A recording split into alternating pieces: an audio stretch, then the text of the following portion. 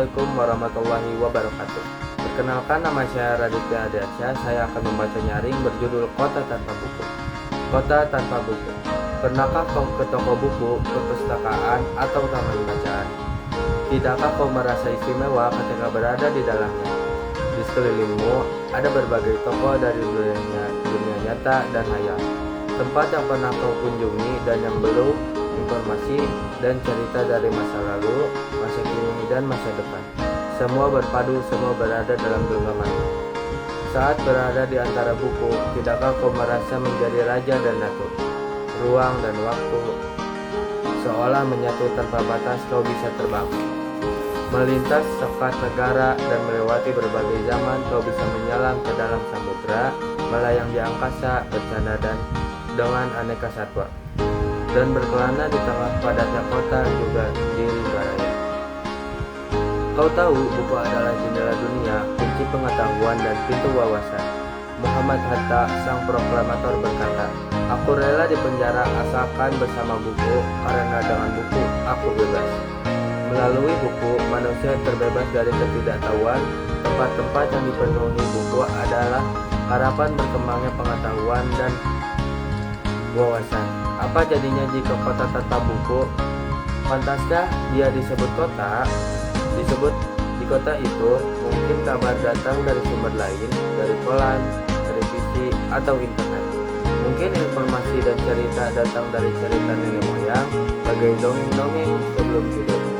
Irama warganya pun tiada beda, bangun pagi bertebaran di muka bumi untuk berbagai keperluan, untuk kembali siang atau sore harinya. Setelah itu, mereka berangkat tidur dan memulai lagi hari berikutnya.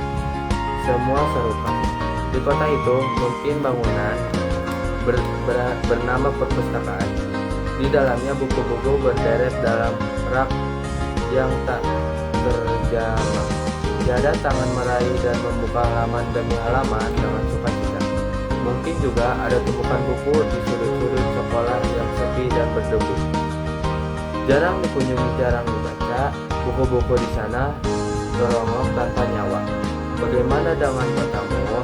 Mungkin kau tinggal di tengah kota yang megah atau di gang sempit, di desa terpencil, di sisi pesisir, atau di kaki gunung. Adakah perpustakaan, taman bacaan, atau toko buku di dekat rumahmu?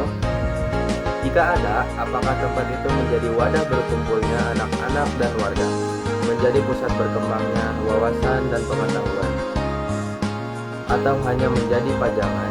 Maukah kau menjadi orang yang menghidupkannya?